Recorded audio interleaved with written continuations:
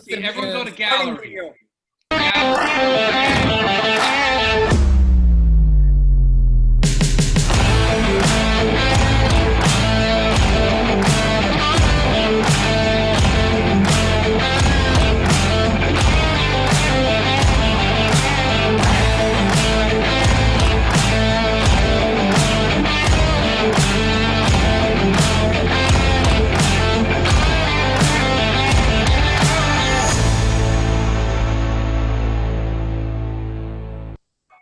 Hello, everybody, and welcome to the WBC Talks. Stay home, stay safe. This is round number 35. It's been 35 rounds, Jill. Oh my God. And this time we're going to have a lot of fun. We will talk a lot about boxing, but first, let me introduce 𝗧𝗔𝗟𝗡𝗗 𝗪𝗓𝗪. She's the director of the WBC University. She has a great message for you. Hi, Victor. Hi, Jill. Hi, everybody at this panel. I'm very grateful for one more day, try to share a positive message to everybody that we are having the same situation all over the world. So what I try to do every time that we begin these panels is just share a small thought. And today, I'm going to talk about working with our strengths. Our strengths are our positive characteristics, individual attributes. We must try in this moment to create a moment of opportunity and trying to learn more things or new things during the confinement. We are going to review today 6 virtues that they are considered by some psychologists positive characteristics that we all have, okay? So they are wisdom and knowledge, courage, humanity, justice, temperament, and transcendence. These virtues will provide us with tools to face confinement. And they are all, it is also important to comment that they are linked to positive aspects, okay, that we can develop in our daily routines and in our daily tasks. If we talk about wisdom and knowledge, what develops with that is curiosity, the love of learning, creativity. It opens our mind, our perspective, and with the courage, we work with integrity, vitality, and perseverance, okay? Through humanity, we increase our capacity of love, our solidarity, and our social intelligence, okay? With justice, we integrate ourselves as teamwork, the leadership, and the equality, you know? And through temperament, we grow our capacity of forgiveness, okay, of being prudent, of our self-regulation, and our humanity, okay? And with transcendence, we develop our appreciation for beauty, our sense of humor, our gratitude. We get more optimistic and our spiritual life also grows. If we are able during this confinement to identify our strengths, then it will allow us to grow as human beings. And during this confinement, we can take advantage of the time we have for ourselves right now. And when all this is over, then we are going to be ready to go to the real world as better persons, as better human beings, and to be more conscious of who we are and what is our mission in life.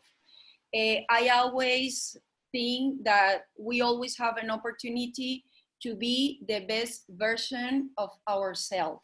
So I really looking forward to listen to this panel to share with you all your experience, and good luck, Jill and Victor, and welcome to everybody.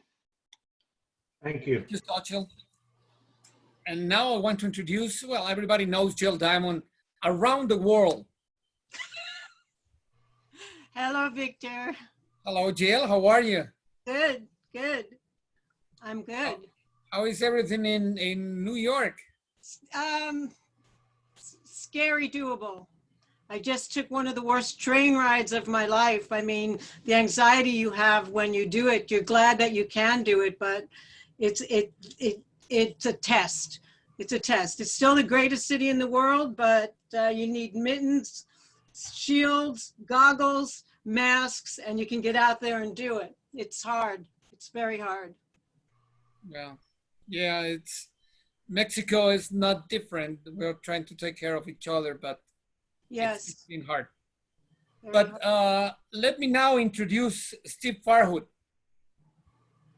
I see him in every fight. He knows everything about boxing. He's an historian, and he's an analyst, and he's been working with a lot of media, and he's a gentleman. That's how I sense Steve. Steve, how are you? Thank you, Victor, for having me on. Thank you, Jill. It's great to see Woodsy and Sergio. And like Jill and I actually live not too far from each other. And New York is a crazy place right now, but we're doing our best. And I guess the new normal has become the normal. So we're doing the best we can. Yeah. Thank you, Steve. Now I would like to introduce Michael Woods, podcaster, producer, writer, and he knows about boxing and talks straight about it. Michael, how are you? I'm doing well enough. Thanks for asking. And I want people to notice, if they don't want to see my face, it's okay. They can look behind. I set it up so I got Madonna behind. So if you want to, gaze past the beard and the hat, whatever, it's something better to look at behind. Thank you for having me. I appreciate it. And that was a great introduction. And I realized, wow, this is really a university.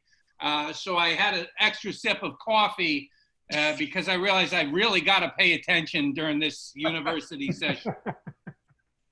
I have my coffee too, but to be honest, I was not looking at you. I was looking at the picture. We got to be honest.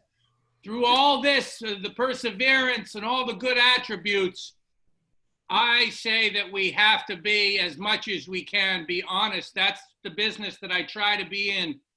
Journalism. It can't be called journalism if you're not being honest as much as possible. Because if I'm just writing what you like all the time, then I'm just a PR agent. And Jill referenced that before. Sometimes people see the journalist as the enemy. I don't want to be the enemy, but I also don't want to be having it so everyone is so comfortable that they just know that I'm only going to write the nice stuff. Because if people are only writing the nice stuff, then you get what we have here today, which is, not to get overly political, but this thing has been mismanaged. This COVID-19 has been mismanaged from China to America to many other places. And the reason that happens is because people retract from talking the truth. You have to speak truth to power. You have to be honest about things. I love what you said about playing up positive strengths and attributes. I definitely need to do better with that. But I'm always going to be someone that is going to be trying to, as much as possible, tell it like it is. So long story short, very pleased to be here. Great looking panel. I would say Sergio probably has the best lighting game of all of us. I haven't even turned on the light, but power to the people, Mike. Power to the people, brother. Sergio, I think we're 3 Latinos against 3 guys from Brooklyn. Oof, I like our odds. Yeah, it's going to be tough. I know Sergio, former WBC super welter champion and also boxing analyst now with the Zone. Sergio, how are you? Victor, Jill, Michael, Steve, everybody. Mucho gusto, un placer. Nice to see everybody. Familiar faces. Yeah, I think a little bit of everybody is how I feel. And I think the thing that maybe I didn't hear here is humor.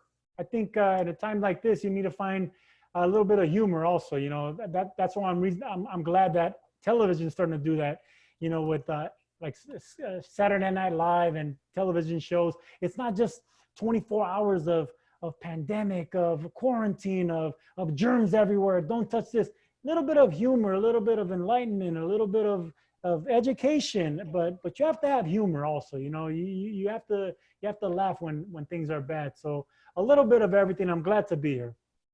You know, Mauricio Sulaimán idea was to do this, to distract the people, to talk about boxing, but to take them away from what is happening outside. So you're right. You know, distract is maybe a fearful word. You know, distract is like, look at this, for I can do a magic trick here. And it's just, we're getting together to talk. This is like a conversation that people could enjoy, hopefully, and can learn something. But yeah, right now it's important to be honest, like you said, be humorous and be educational. Let me throw something in there, Sergio, about humor. I know that myself, I've had a little more trouble smiling and laughing for the past couple of months. One thing that took me a couple of weeks to realize is the best way to try to keep a smile on your face is to not necessarily watch the evening news. Oh, yeah. Because, I mean, that will bring you down. Now, you want to be informed, obviously, Absolutely. but the evening news is one bad thing after the other. And I've given it up for the most part to just, you know, sit in a different room when the news is on. Absolutely. And you have to select what you read in social media also, because it's everything there. I just want to get facts. What do I need? Do I wear a mask? Do I not wear a mask? Can I walk down the street? Can I not walk down the street? I don't want opinion, because it all seems to be opinion. I just want the facts that I need to be able to function with. That's it. The rest is so many different opinions, and nobody really knows. I'm with you, Steve. Yeah. But let's forget about it. We're gonna talk about boxing. Good idea. I wanna show this picture to Sergio, because I tried to reach him when we worked side by side many times, and I wanted to thank him for taking this picture. It's the one that I have in my phone also, and he took it. We were working the Jose Carlos Ramirez fight, and you took this picture, Sergio. Yeah, I remember walking by, and it had such an impact on me, not only because I was part of the commentating thing, but if you read what I tweeted there, the Mexican-American dream is alive and well. And not to get too political, like Woodsy he's itching to do it. And I hear you, Woodsy, I'm on your side. But right now, you know, there's a lot of negativity, and everybody's dream is still alive and well. It's just hindered. You know, there's a problem that we just have to fight, and everyone needs to get together and fight it. Everybody. I mean, we're as a human race, not as a culture. But this was a proud moment for me when I passed by and see a Mexican American doing great things, and not only in the ring but outside the ring. That man right there is incredible. Absolutely. Absolutely. He's a wonder. Well, I want to go back to the beginning. How did you get involved in boxing? Well, yeah, Sergio. Oh, I'm sorry. No, go Go ahead, ahead. Sergio, go ahead. Lost his audio there. Yeah. No. We cannot hear you. Can you hear me now? Yes. Okay. I'll keep this short because I'm more interested in hearing Steve's. I needed high school credit, and I wasn't going to graduate with my class unless I got physical education credit outside of school. So they offered a boxing program, and I went to go box, and that's how it started. And I graduated with my high school. And you became a world champion. Thank God. Yes, sir. WBC world champion. Steve, I'm interested. Let me talk about you for a minute, because you know, for many, many years, I've been a huge fan and supporter of you. And looking at Ramirez in that picture, and looking at Sergio reminds me of something. This is a little off subject, but I think it needs to be said. We all know hundreds, if not thousands, of boxers. And maybe for some people, there's a tendency to group people together, to stereotype them. I can't think of two better examples than Sergio and Ramirez of the fact that you can't stereotype boxers. They're all different. They all have different levels of everything. And I think that's, and there's Sergio a couple of years ago, I guess, huh? But Sergio's trip to to fame and fortune and success in boxing was a little different than most fighters because he went through the Contender, and that made him a big star. And, you know, a lot of people saw that fight when he fought Manfredi in the final of the Contender. So it was a little different trip for him. But one of the reasons I think he was successful and the public liked him is because he broke the stereotype of what some people think of as boxers. And that's, to bring it around to me, that's what, as a member of the media, that's what makes boxing so interesting. You can't stereotype boxers any more than you can stereotype anybody else in any other field. And boxers tend to be very, very interesting people, perhaps uneducated, but certainly not unintelligent. Thank you, Steve. Yeah.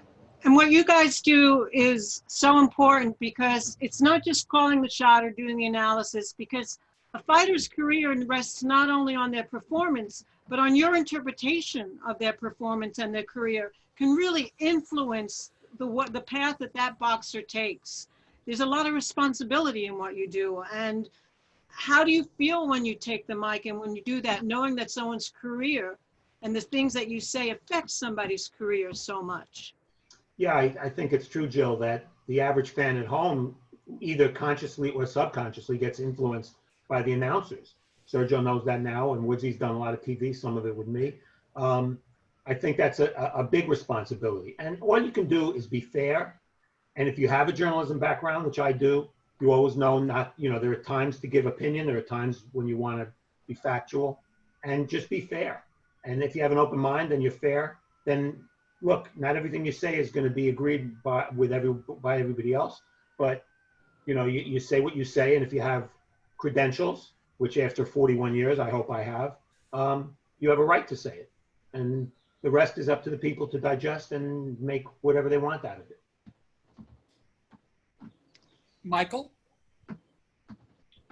Can touch on first how I got into boxing, and I spent probably 2 minutes thinking of that because sometimes it's not easy to pick an exact when. I grew up in the Massachusetts area, and I always consumed media, print media especially. The newspaper, the Boston Globe, would come to my house every day. And since I could read, since I was probably 7 years old, first section of the newspaper I would go to would be the sports section. So I was born in 1969. So in the later 70s, Massachusetts was not a hotbed of boxing. Marvin Hagler was on the ascent. So I would read about Muhammad Ali, and probably you and you and you, all of us to an extent. Ali was the first fixation for us. But what struck me, what grabbed me was the action in the ring could be majestic, but the stories outside the ring is probably really what more so grabbed me. I didn't know it at the time consciously, but I believe that I was searching for almost a psychology, a philosophical and psychological perspective of how to handle life, how to deal with problems. Life is going to punch you in the nose and not cry for you. All of us. How do you deal with that? And that's probably as much as anything why that I've stuck with boxing coverage more than anything else over the years. And quick on what Steve said about just trying to call it like it is.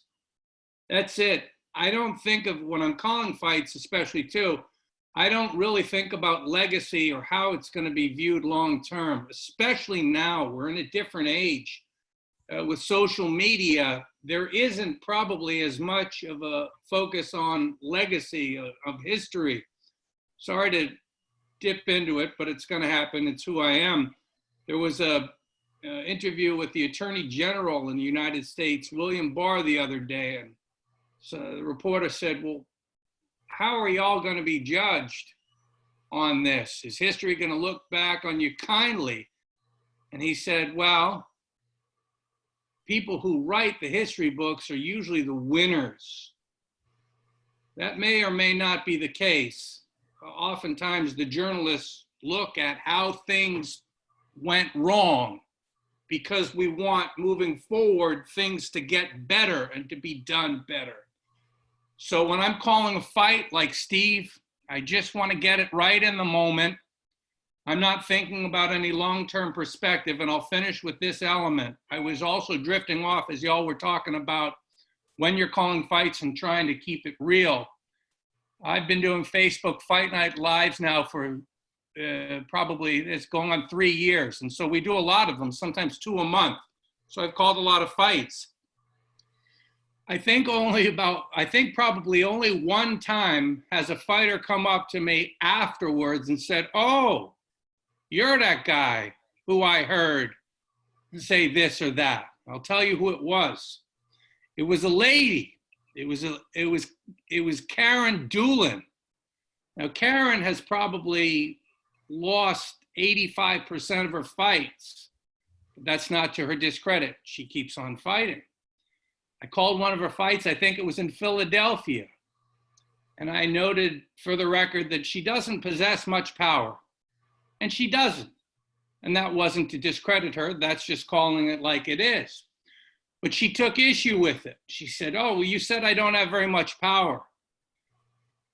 And God bless her. She brought it to me. She processed it with me. And we processed it right then. And I didn't say, well, Karen, you don't have very much power. I said something to the effect of, well, you tell me exactly. I don't remember. What did I say? And we processed it. And we shook hands. This was back when you used to shake hands. And we got past it. We got through it. We're very friendly.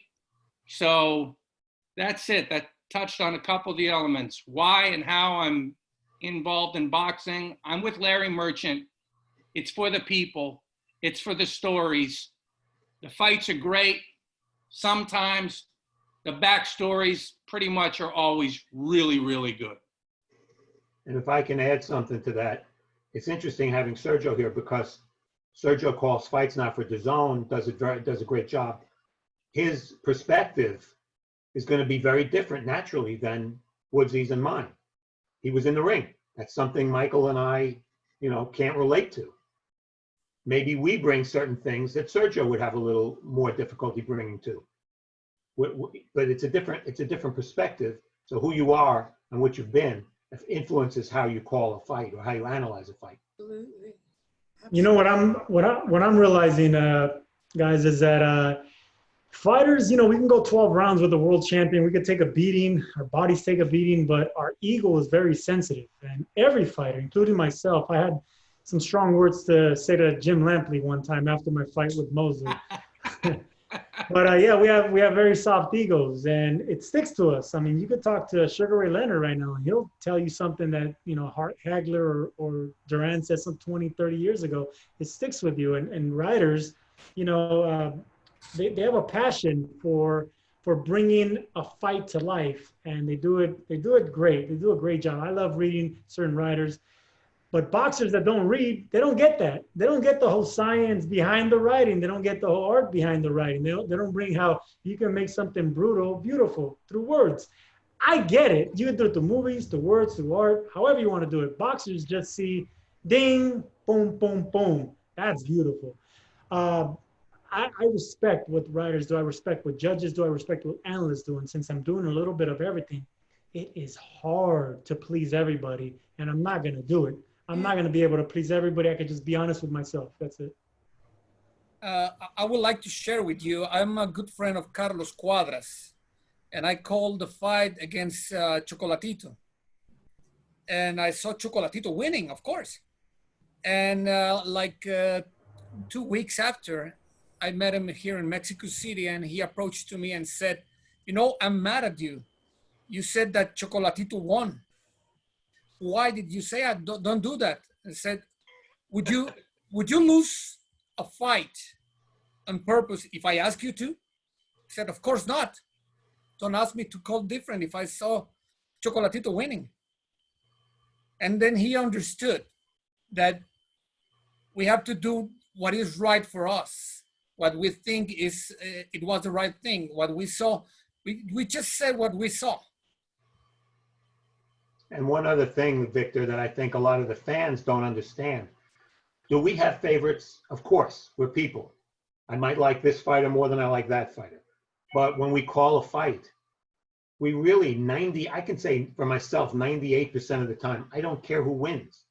You know, I'm doing my job, and it doesn't matter to me personally whether Sergio wins or Manfredi wins. It doesn't matter. You know, we put aside any personal feelings. Fighters sometimes don't understand that, and they take it a little personally, especially when it comes to scoring fights, which of course I do unofficially for Showtime, and that will get you in tons of trouble.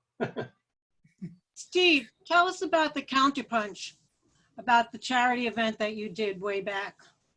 I'd love Well, that's interesting you bring that up, Jill, because one of the most frustrating things about this whole pandemic has been that I am helping society best by doing nothing. And that's hard. Every instinct as a New Yorker is for me to go out and do something. Right. Now, after 9/11, as a real New Yorker, I felt compelled to do something. So I ran a benefit at Gleason's Gym. I got all the old fighters, Emil Griffith, Jerry Cooney, Sergio Rodriguez, all these former champions. And they boxed, you know, very, very casually, of course, not trying to hurt each other. And we raised $50,000. And I can honestly say, of all the things I've done in boxing in 41 years, it's the proudest moment I ever had, because I really did something good. And there was a lot of help given to me by Bruce Silverglade and many others. But Counterpunch was a successful venture. And I wish I could do something like that today, other than send money, which I've done. But that's not the same as getting your feet wet. So unfortunately, staying home is the best thing most of the New Yorkers can do. You're right. We all feel sort of helpless. I mean, the WBC has done a couple of things. We have our Heroes for Humanity Awards, which people have been incredibly responsible and sent in so many candidates. And we're giving out awards to people who are gone above and beyond. But one thing they did that I thought was quite wonderful, they put together a video addressing the rise in domestic violence using many of our world champions. And they did it in both Spanish and in English to circulate it to people. But those are the kinds of things you can do. You can't go out there and do the kinds of things you would normally do. But those two videos I thought were incredibly thoughtful and helpful to a lot of people. When you have people, fighters of those calibers saying, be kind to other people, don't bring that frustration into your home, don't speak to your wife or your children that way, it's nobody's fault, we're in this together. They're really beautiful videos. Well, I think one of the things that this pandemic has done, you know, when you're in boxing, working boxing, whether it be a writer, broadcaster, whatever, you're doing it every day, you get into a rhythm, and because that rhythm has been broken, and we don't have boxing in front of us, it's given us a little time to have some perspective that maybe we wouldn't have otherwise had. And that, I think, can be a positive thing. But Sergio, what about it do you miss the most? I ask you all that. What is it you miss? Victor, Michael, what is it you miss right now? Well, for me, it's, you know, since I'm barely getting my feet wet, and I'll use that analogy, with commentating, with traveling, with doing the analyst work, I'm missing that right now. I have 2 kids at home. I'm married, got 2 kids, and anyone that's married with toddlers and a 2-year-old and a 5-year-old knows that the ideal place is not at home right now. It's, you know, it's being out and working. So I miss that. I miss being with my colleagues, and I miss that nervous feeling I get again when I go in front of the camera and have to perform in a different way. So I'm missing the adrenaline. I'm missing the traveling. I'm missing the learning, and I'm missing the engagement with people, with strangers, and getting to know fellas. Contact. Michael, what is it that you miss? The money. Right answer.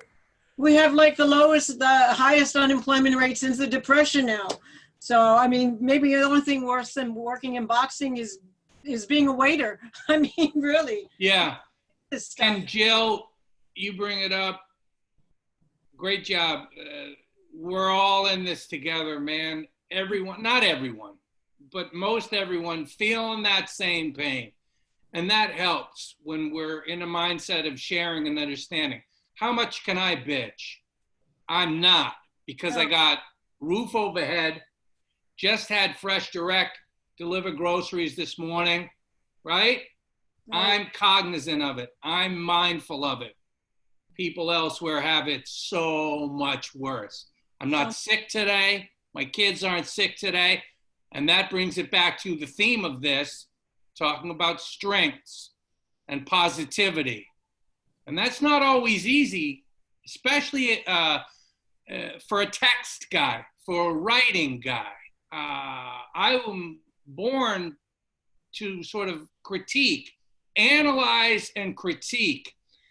And people respond to negativity more. If I'm writing about Broner or Tyson's comeback or what have you with a negative spin, more people are going to be interested in that story than a purely positive spin. It's harder to write a really nice story. But isn't it all the time? That hasn't changed. No, that hasn't changed, but because of social media, there is more of an encouragement to be negative even more.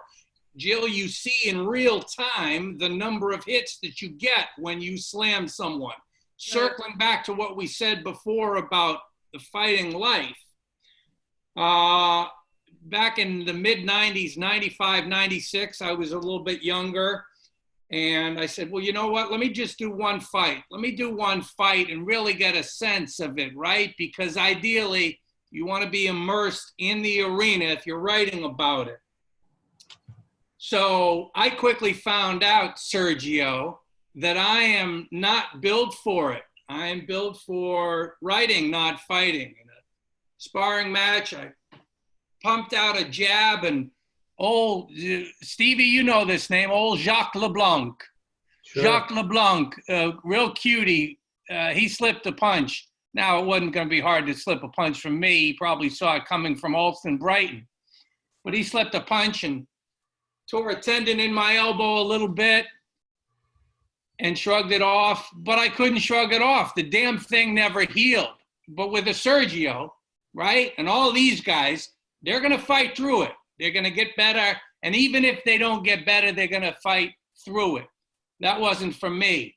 But what I learned was what it feels like to get your ass kicked. And the pain at the moment is not as bad as 1 day later, 2 days later. That's when the bruises and all that shit really comes forward. So I learned, and I'm able to empathize, and I'm actually getting better as I get older, more humble in a way. I just about never shit on anyone when I'm calling a fight because they're all trying their best. As long as you're trying your best, I'm not going to bust your chops. The immense courage that it takes to get into that ring demands that I respect all these men and women. And it pisses me off sometimes when some of these writers especially are disrespectful and call people names and tomato cans and this, that, and the other. I won't mention the names now, but a couple guys, I just don't like it.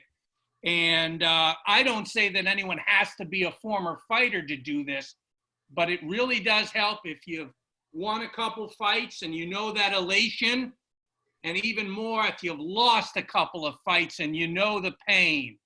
And so that's something that sticks in my craw a little bit when I see people doing that. This downtime in this period, it's not going to be everyone using it to their best devices and being introspective and smart. Hopefully, I will learn from it. I will improve in one or two different ways, and maybe some of those writers or commentators outside looking in can do the same thing. Maybe they'll listen to this and say, maybe I shouldn't be such a punk and be busting on someone for not doing it, quote unquote, right in the ring. Anyone that steps in there and does their best deserves immense credit. Hallelujah. Victor, what do you miss the most? I agree with Sergio in almost everything, but there is a point that I miss the most. It's the point when you have your headsets on, the fight is about to start, and the producer said, ready in 5, 4, 3. That countdown gives you all the adrenaline and you're getting ready. You know you have everything, but you know that you don't know what's gonna happen on the ring, and you're gonna be part of it. So it's that feeling. And talking about what Michael said, I went to interview Antonio Margarito. He's a good friend of mine. He was training for Pacquiao. And I got onto the ring with him with my gloves on, asking, what are you gonna do when he starts moving this and he's doing that? And then he threw a punch and he cut me on the chin. It was not, he didn't throw it to hurt me. He just was, we were talking. My legs, I didn't feel my legs. Wow. Everything at some point was a little red or black or I don't know what colors. I was lucky that the ropes were right behind me. And I just went there. He got me before I fell down. And at that moment, I understood even more the respect that you have to have for fighters. It's amazing what they do. Maybe because I'm with the WBC also, I respect, as you said, everybody's job on there, not just the fighters. I hate when people said, the judge, he robbed this fighter.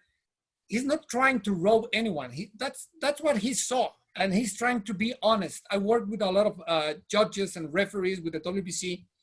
And I know that they're just doing their job and trying to be honest. They don't try to make any harm to boxing that we all live from, you know? So I agree with you, Michael, also.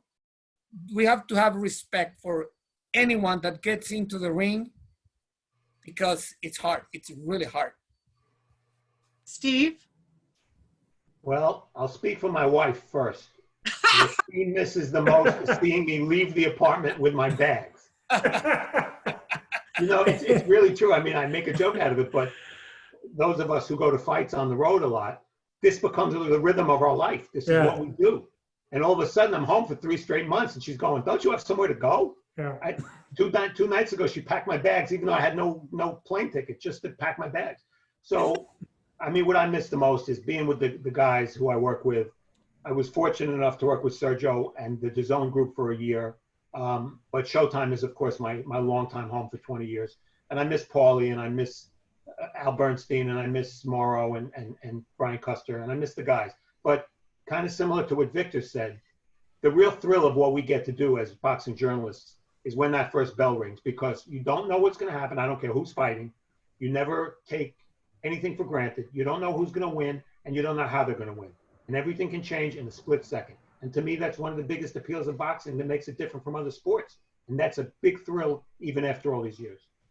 It's fabulous. Fabulous. Sergio, while you were doing the Contenders and all the pressure of being, what was it like being followed around by those cameras every time? You had no privacy, right? Yeah, and you know, people that think that I naturally became, you know, pretty good at talking in front of a camera, that actually helped a lot. The Contender helped a lot because, yeah, it was weird. They follow you everywhere, even to the restroom, and you're mic'd up the entire time. So when you go to the restroom, they're listening to you go to the restroom. The only time they take it off is when you take a shower. So yeah, that takes a little bit to get used to adjust to that lifestyle, but that's what you signed up for, the no privacy. And it's like that when you go to sleep too. There's cameras in your room, there's microphones everywhere, and you just get accustomed to the cameras. You get accustomed to the fact that your life is out in the open. Now, what you don't get accustomed to is after winning the show and the cameras are off, all the attention you're going to come with afterwards, like the 15 minutes, and everyone knows your story. They know the name of your girlfriend, your mom, their dog, anything you said on the show. They feel they know you personally. So I got a small taste of my 15 minutes, and people just want to meet you. They want a picture with you, a signature, and it's overwhelming, but it's flattering, of course. But you have to always appreciate the fact that it could all be taken away, because it is taken away at some point. 15 minutes doesn't last forever. So just enjoy the ride. Right. That a friend of mine actually was the first one to develop reality TV. Her name was 𝗪𝗖 𝗧𝗔𝗟𝗞𝗦, and her show was The Real World. She did it because she didn't have enough money to put on a show. So she went to MTV and she said, let's throw up some cameras and get some kids. But that's different than actually having to then go into the ring and fight and having all of this additional attention and scrutiny on you. So I imagine that that's very affecting. No, it was very difficult psychologically, because they would pull us to do an interview right before our fight, and they would do the same right after the fight, whether you won or lost. Now, when a fighter loses, and I didn't lose on the show, but when a fighter loses, we saw that on the contender. We saw the walk of shame, like they made it seem. They did the ominous music. We did the hanging up the gloves. We did everything, but we finally put a camera and with some, Hans Zimmer music to it. And it was just so emotionally gut-wrenching. But fighters go through that every single time, whether you're a 4-round fighter or a 12-round fighter, whether it's a championship fight for millions of dollars or $400. We're still getting heartbroken if you lose that fight. But now we brought the living room into the locker room. Wow. That's emotional. That's not a moment anyone wants to be caught on camera. No, it's not. But after it's over and the pain wears off, it's captured forever. And at least, everyone's human. Everyone could see, everyone's, been beat up by life. So they vicariously live through a fighter. And if a fighter can have that moment captured and appreciated down the line, you'll appreciate it. Like, for instance, all the other contenders that got their butt kicked on the show, now we laugh about it. Now we're on text, and we do memes, and we do video chats and stuff like that, and we joke about it, but it's something they don't regret doing, Jill. They do not regret being on the show. They don't regret losing to a certain fighter, getting beat up, getting embarrassed in front of millions of people, because it was something that 1 in a million people never get to do. And it's a movie. I got a question for all you guys. So boxing comes back, no audience, just the basic people have to be there. Do you have to be there? They're talking about remote judging. Can you do what you do and not be at the arena? Well, I know our preliminary talks as to how we're going to proceed at Showtime, the announcers will be at the fights. That I know. I also can tell you that as a unofficial judge who's done it for a lot of years, scoring a fight on television is a drastically different way of scoring a fight than scoring it live. It's just a different perspective, and I don't think it's fair to do. I don't think it's right to do, and I hope I don't have to do it, because you really want to be there. You want to feel the punches, you want to hear the punches, and you want to see the perspective of someone who's ringside, not someone who's watching on a monitor. I've called a lot of fights over the years, as I'm sure you guys have as well, off a monitor. And it's a kind of an empty experience, because the human element isn't there. Well, how far would you go to get fights back on? Well, fights will come back, and I think they'll come back certainly. We've seen the UFC came back last weekend. Fights will come back, and I think initially they're going to come back in studios, sound studios without audiences. And I did the last boxing show in America, which was on Showbox, March 13th, and there was no audience there. And you know what? Once the fight started and we were calling the fights, it was just another show. There wasn't that big a change for us. The fighter in the main event, Brandon Lee, a prospect named Brandon Lee, said, I would have finished my opponent earlier if there had been a crowd, because I didn't get energized without any noise there. So it did affect him a little bit. But for the most part, in terms of how the fights are going to be presented by television, I didn't feel that big a difference. Maybe it'll be different next time. I don't know. Interesting. Victor, they're saying they may be doing some fights in Mexico soon. What do you know about that? Yeah, using the WBC protocol that is really strict and it's really good. There's a lot of advanced work with the promoter and the TV network, and as I see it, it's a very safe way to do it. Of course, there's always a chance that a week before the fight, someone tests positive or something like that, but the idea is to reduce that. I see it very possible, very doable, because many people, there's not gonna be many people around the ring. It's gonna be strange and weird, like Steve just said, but it's really advanced. The commissions are studying the protocol, but they think it could be done. And that was put together by the doctors, by the UCLA, and Dr. Sethi was part of the person, one of the people who put this protocol together. Does it involve keeping them in camps or something for a couple of weeks before? They're going to be isolated for at least 14 or 16 days. Not just them, the trainer, the doctor, and everybody, they're going to be isolated. They can train there, but they're going to be isolated. And then from there, they're just going to go to the fight. Everything's going to be sanitized, even cameramans.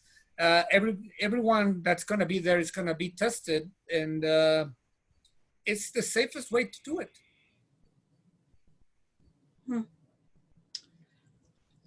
I think one thing that people have to understand is when we say no audience, that doesn't mean there aren't going to be any people ringside. If you just do the math of who has to be at a fight, well, you need 3 judges and a referee.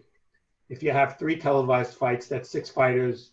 Maybe they each have 3 other people with them. That's 18 people right there. You have to have ringside doctors. You have to have announcers. You have to have cameramen. And you have to have technical people running the show. So no matter what you want to do, you can't do a live boxing show without probably 50 people in the arena. You know, Steve, just to touch on that, when I was on the Contender, we fought in front of it was about 100 people, maybe a little bit more, but it was all the production. It wasn't, we invited maybe a handful of family members for the cameras, but everyone else cheering was the production, was the makeup people, or everyone that worked for the Contender. And it worked. As long as you have the lights, the music, the smoke and mirrors, you're still fighting a legitimate opponent in front of you. And once the bell rings, the adrenaline kicks in and you forget about the crowd. Right. Jill, I spoke to Bob Arum 3 days ago. I said, when are you going to start again? He said, we're looking at the beginning of June in Nevada, in a studio setting, no fans, max of 4 fights, only essential personnel there. Farhood, you would be essential as a caller of the event. They would be quarantining participants in a hotel. Before you would be entering the hotel, you would be given a test. These are going to be quick tests. Results would be available within 5 hours. You would be in a hospitality suite in a tent outside the hotel while you awaited your results. Arum would not be going into the tent and then to the hotel because he doesn't want to be tested and doing all the waiting. So, in other words, what we're saying there is it appears to me he's doing it meticulously. That's the way it has to be done. Now, some people are going to argue saying there's too much of a desire for meticulousness. And they're going to say, well, it's a fight sport. It's already very dangerous. It's ridiculous. But try telling that to someone who's participating, not just a fighter, but if it's a cameraman, say that cameraman or camera woman has a 5-year-old kid at home. And because of sloppiness and a lack of meticulousness, person becomes infected. To me, that isn't right. So I'm with Arum. Do it as meticulously as possible. Absolutely. I will tell you this also. I was talking yesterday to Mark Fratto of LiberQuaré Media, who does the production for Facebook Fight Night Lives. And he's sending word out to promoters. We're going to be getting back into business in a certain time frame. And probably doing it, don't tell anyone else this, but probably doing it in a pay-per-view manner. Revenue has to come in somehow, right? It should. So maybe $5 pay-per-view or what have you. And I said, well, Marky, would the blow-by-blow and the analyst be there on site? You know, wondering the same thing. Maybe you call it remotely. Yeah, we'd be there on site. So again, what I want ideally is this to be done with as much intelligence and intel as possible. I was reading something from an epidemiologist yesterday, Jill, and they said that a lot of research is showing that probably it's a good, safe bet that virus transmission is not occurring so much outside. It's in a contained space in your subway car, in your small room at home, not yours, Jill, but in your home where people are in close proximity to people and your spray and what have you. So I said to Fratto, hey, let's book some fights outside. That makes sense. Let's do it as smart as we can. Please, don't be stupid. Don't rely on opinion. And don't be macho. I'm going to wear a mask. Macho will kill you in a situation like this. Don't be macho and stupid. I agree. They say that, I think Showtime is looking into doing it at Radcliffe in California, taking up that studio. I used to actually work there. My office was on Gilligan's Island. They name all of the office buildings after shows that they've done. So I had to drive to Gilligan's Island each morning. But it's a big studio space. Hey, that makes sense. You know, a boxing show in Gilligan's Island said we could have a 3-hour show. A 3-hour show. 3 hours. Humor, baby. Humor right there. Bingo. I want to show a picture, and I want Steve to tell us about it. Oh, God. Oh, Steve. Lord help us. That's kind of like my hair looks now, except it's straight. This was, well, let's see. Pernell Whitaker was fighter of the year. That's got to be, I guess, in the 90s, right? Maybe the year he beat, quote unquote, Chavez. But that's the late Pernell Whitaker with a bad hair day, Steve Farhood. I would like to ask you about your best interview and your worst interview. If you can tell us that moment, how was it, who was it, or if you don't want to say who was it. Well, it's funny that you just showed Pernell Whitaker's picture, Victor, because probably the big name fighter who I had the worst relationship with was Pernell Whitaker. I loved him as a fighter. He's one of my favorite fighters. He was one of my favorites from that Olympic team. But in terms of meshing with him, interacting with him, it didn't work. And I'm not the only person to say that. I hate to speak badly of those who are no longer with us. But he would be the worst. The best, well, I think we'd all say Tyson would be up there. You get Tyson when he wanted to talk, and he was a fascinating guy to talk to on many levels.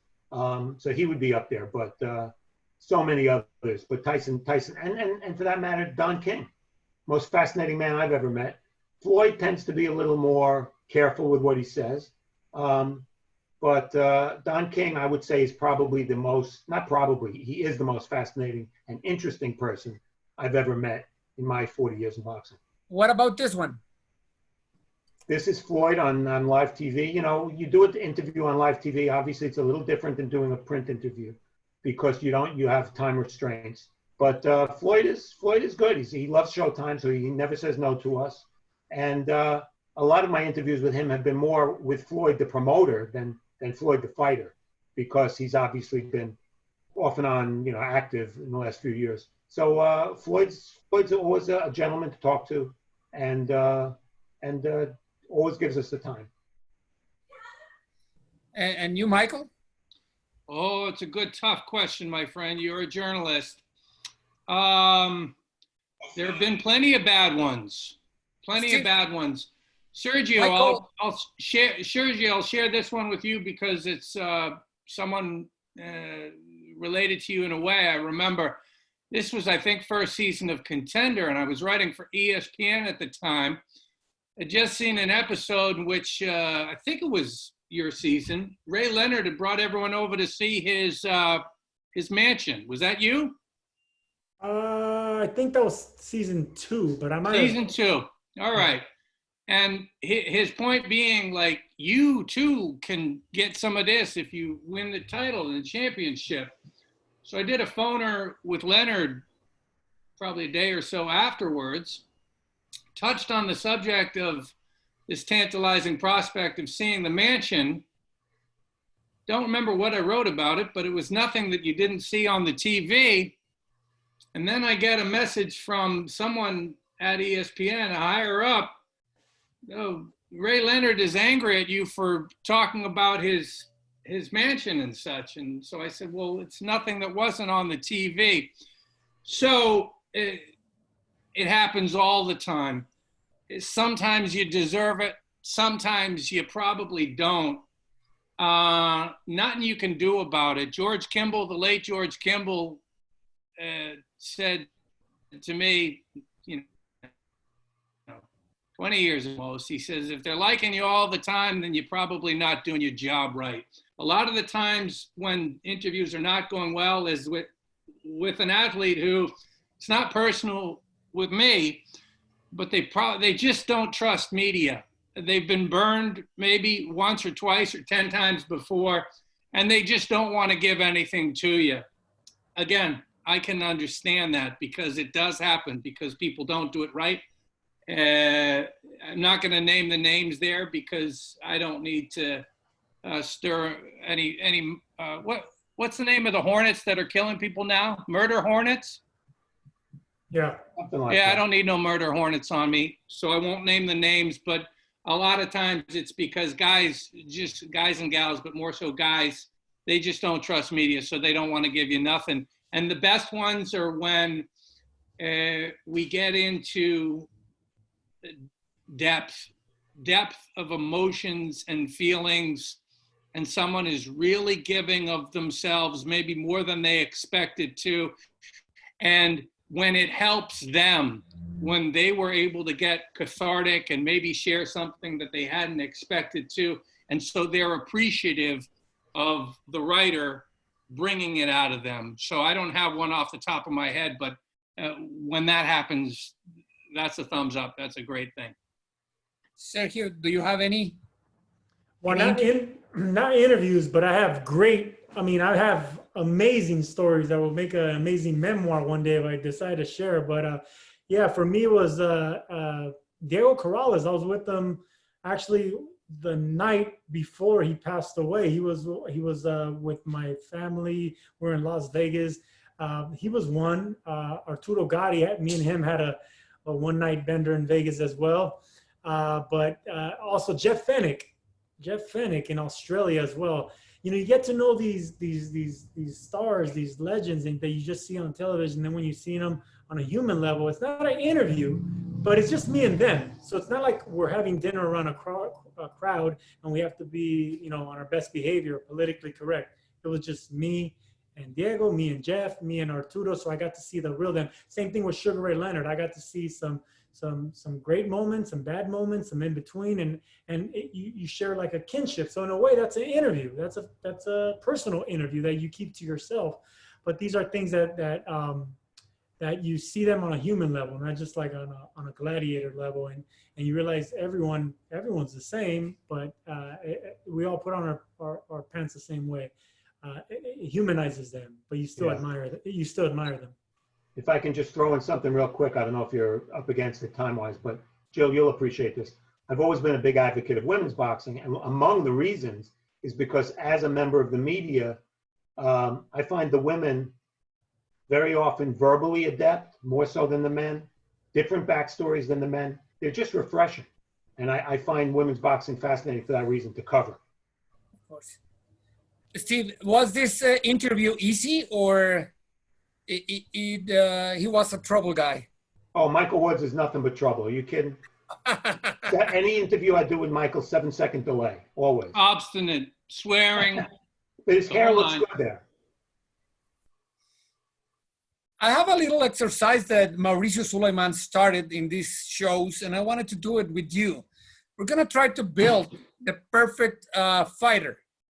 So I'm gonna set one subject like power or jab or footwork, and you're gonna name the fighter in the boxing history that you think it would be the best in that area.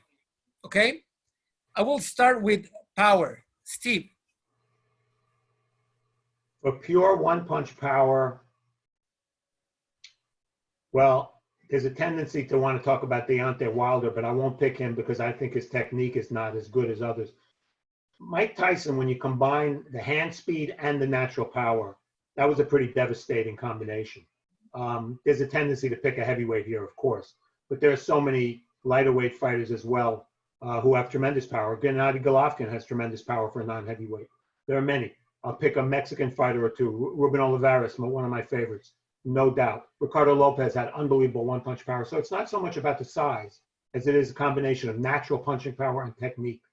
But Tyson had three things going for him: the hand speed, the tremendous natural power, and the intimidation factor. You put those three together, and when he hit someone, they were hit. So you pick Tyson. I'll pick Tyson for now. Yeah, you're right. I mean, you can pick in any division. It's not just size, okay? Sergio. I can tell you right off the bat, for me, it was Julian Jackson. Watching Julian Jackson knock out people, he knocked them out twice. He knocked them out when he hit them, and then they knocked themselves out when they hit the canvas. They were usually out by the time they hit the canvas. He made me not want to be a middleweight. I remember because I was an amateur at that time, and my trainer would put on his videos, and I would say, wait a minute, I'm going to be in the same weight division as him because I fought as a junior middleweight as an amateur. He goes, yes, you guys are the same weight division. You guys weigh the same. It made me not want to be a fighter. That guy's power was just scary. Scary. Still scares me. And now he's working with little kids. We met him, Jill, in the Biloxi in amateur tournament, and he's amazing. He's smiling all the time. He's amazing. Michael, who would you pick? I'm gonna go with my guy Stevie. I know that if I follow in the footsteps of Farhood, I'm not likely to be wrong. I'm gonna be a little bit more specific on it with Tyson. I'm gonna go with Tyson and the uppercut. One reason, two reasons I like that is because the punch is more rare, and also you have to give props to him for the feet placement, how he positions himself. Customato taught him when to use it. The explosivity of that punch, it lends itself to be brought up because the image of it, it's coming from underneath, snapping the head back, crying out loud. You can only imagine what's going on, the brain pan rattling there. So the stunning explosivity of that punch, the Mike Tyson uppercut, the damage he did, I'm going with that one. Yep. And now let's go to the jab. But I'm going to pick Michael first so he cannot copy Steve. Okay. Hey, I'm going to stay in the heavyweight division, a jab that I love to watch, that I always marvel at. And I'm with these old school analysts who say that is your building block. I'm going to go with Larry Holmes. So long and quick, and he never forgot to use it. Larry Holmes' jab. And we're going to have Larry Holmes on May 22nd, one-on-one with Mauricio Sulaimán. Sergio. Tommy Hearns, the Hitman, or the Motor City Cobra, whoever you pick. Early Tommy Hearns, later Tommy Hearns, they were both devastating with that jab. And I shared personal stories with Sugar Ray Leonard, on a personal level. And he'll tell me that it was like a right hand every time he got hit with that jab. And I could, Tommy Hearns. So long. Thomas Hearns. Yeah, 78 inches, I believe it was, or 82. I don't know, but that's ridiculous. That's ridiculous. Steve. 2 words: Sonny Liston. Whoa. A fighter who we tend to forget because of his terrible losses to Muhammad Ali. But, his jab supposedly, very much like Sergio just said about Thomas Hearns, his jab was supposedly like a right hand. He had an unusually long reach for a guy who was his height. And his jab was as good. I can't argue Larry Holmes. I mean, that's a tremendous pick. But just to be different, I'd say Sonny Liston. Great. Now let's go with footwork. Wow. Sergio. I'll start off by picking maybe somebody a little bit off the beaten path. Obviously a great fighter, Salvador Sanchez. Whoa, Just nice. a brilliant fighter in so many ways. But you know, there's a tendency to stereotype Mexican fighters as being pressure fighters, in-fighters, left hook to the body.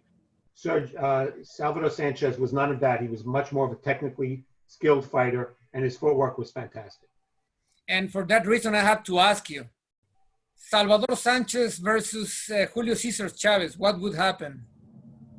Ooh, Chavez, I guess well, Chavez was a little bigger, so you give him the edge, but, and also Sanchez, we have to remember, was a 15-round fighter, not a 12-round fighter. So at 126 pounds, I'll pick Sanchez. Any weight higher, I have to go with Chavez just because he's going to be much stronger. Good answer. About footwork, Michael. I'm going to go with the greatest when he wanted to, the balletic grace of Muhammad Ali. It was, come on, footwork, the Ali shuffle. Ali wins. Sergio. Well, I mean, of course, Muhammad Ali and Sugar Ray Leonard when you think of footwork, but I'll throw another name that I used to love watching him fight. Wilfredo Benitez, you know, one of the youngest champions. He was always in position to punch hard, punch fast. He was a boxer. He had excellent upper body movement, head movement. He was just always in position to hurt you, and it started with the feet. So Benitez for me. What would you say about Willie Pep, Steve? Well, we all know the story about Willie Pep, that he supposedly won a round in which he didn't throw a punch just because he was so defensively brilliant. Willie Pep was a great defensive fighter, did not get hit a lot, but he moved a lot in the ring. See, I prefer a defensive fighter who doesn't need as much movement. Let's say a Nicolino Loche or a Wilfred Benitez or a Floyd Mayweather in the later years. Maybe he moved a little bit more when he was younger. And then there's Pernell Whitaker. And I would have to say, despite what I might have said before about Whitaker, I would have to say for pure defense, standing in the pocket and making your opponent miss, I would go with Sweet Pea. Let's go with defense. Who would you pick? Defense, Whitaker, yeah. Whitaker. Sergio. Whitaker, easy. My trainer would make me look at his videos, and he was a southpaw, so I couldn't really relate to a southpaw. So he would ask me to watch the television from a mirror. That way he looked like he was an orthodox fighter, and it worked. So I would watch Sweet Pea Whitaker through the reflection of a mirror, and it looked like he was orthodox fighting. His defense was immaculate. Pernell Whitaker. Nice. Michael? I'm going to go with Floyd Mayweather. Mayweather's in-ring vision is the best that I've ever seen. His ability to perceive what is coming or might be coming at you was on an A+ level. Never seen anything like that. Now let's go with chin. Who can take the punches, the strongest punches? Let me start with Ali, and let me say that this one is a bit difficult for me to traffic in because you don't really later in life necessarily always wanting to be boasting about having a great chin. I'd rather see people block, slip, or duck. So young fighters watching this, again, it goes back to being macho. Don't go with macho. Learn from the snake. Evade it, baby. Slip it, duck it, move away. Don't be happy about how well you can take a punch, but Ali had a great one. Sergio. I'll go, Victor, I'll go with one old timer and one more recent. The old timer, I'll go with Jake LaMotta. We all know in Raging Bull, he said, Ray, you couldn't put me down. He only got knocked down once in his entire professional career. I don't know how many fights he had, but it was a lot. And he got knocked down the second to last fight of his career. It's the only time he was ever down. So I would pick LaMotta in those days. And Marvin Hagler, only down once, a controversial knockdown against Juan Roldan. probably shouldn't have been called a knockdown, but he took tremendous shots from Tommy Hearns and many other great middleweights, and Hagler would have to be included in any discussion of great chins.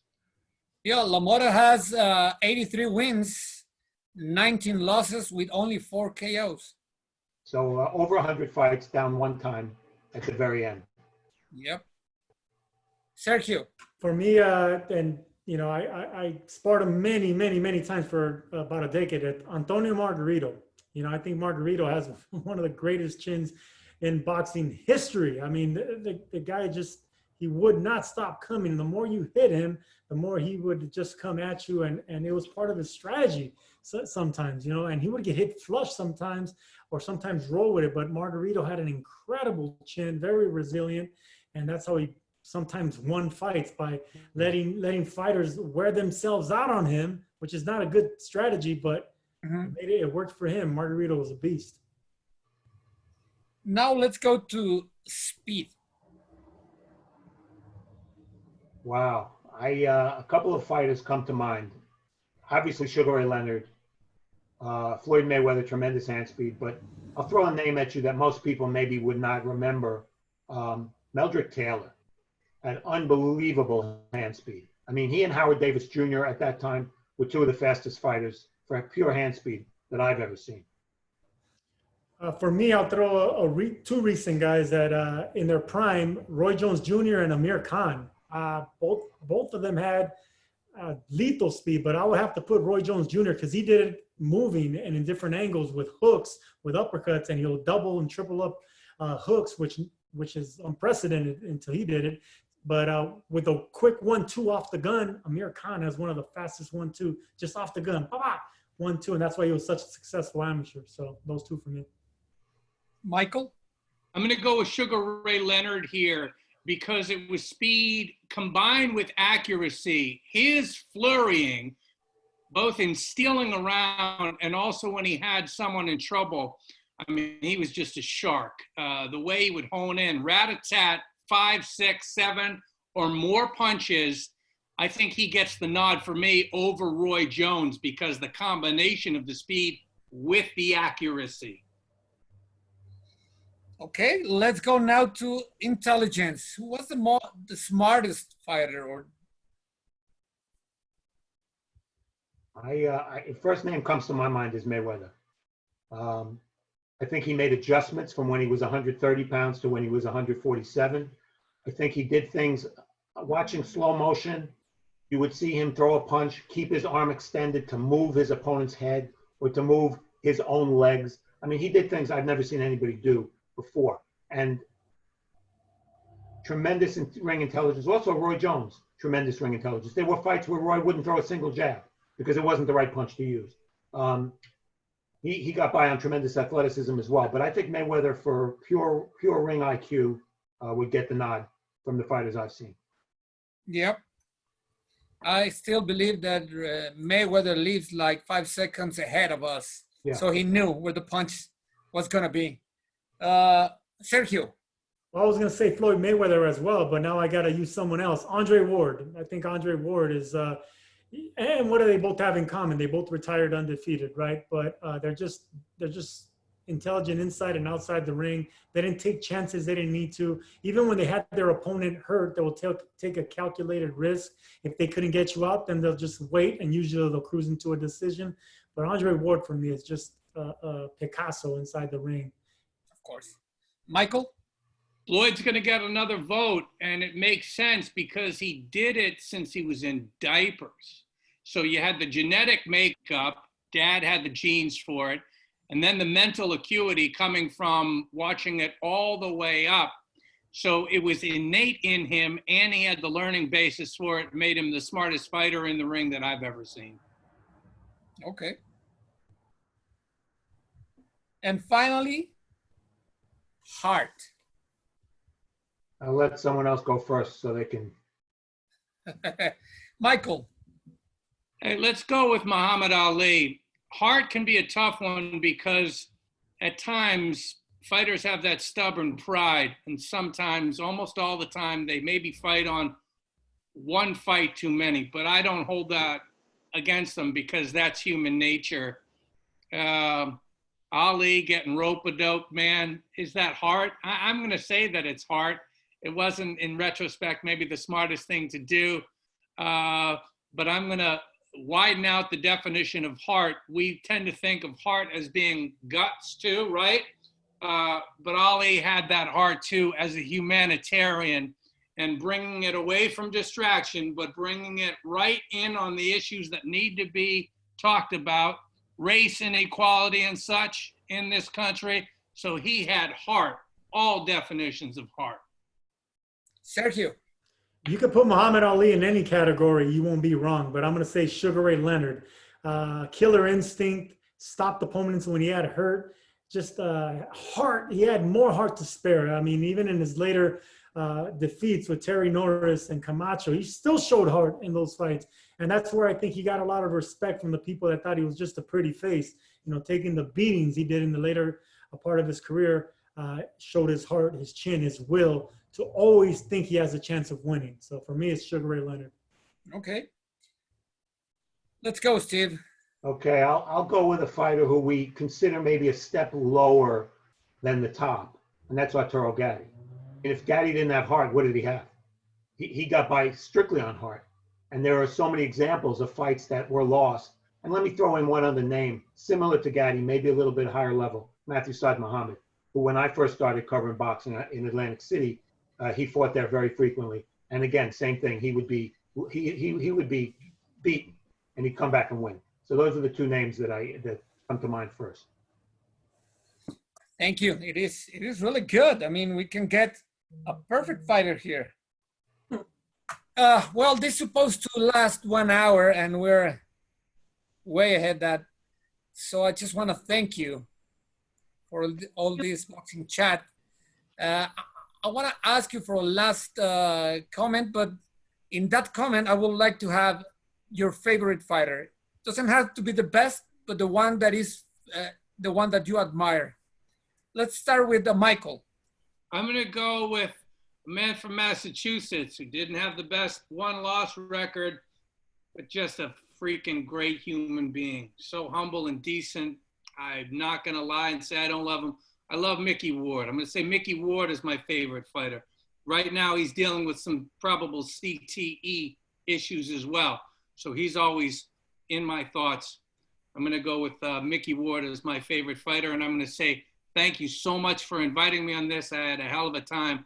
It was an honor and a pleasure. Thank you, Michael. Sergio. Combination of two people that I got to meet and become friends with, of course, Sugar Ray Leonard and the great Roberto Duran. A mix of them two, you can't go wrong. They had the speed, the power, the killer instinct, but they were smart fighters. They were defensive. They had chins. I mean, the perfect fighter, perfect humans, perfect friends. Thank you, Sergio. And Sergio, thanks for being with us.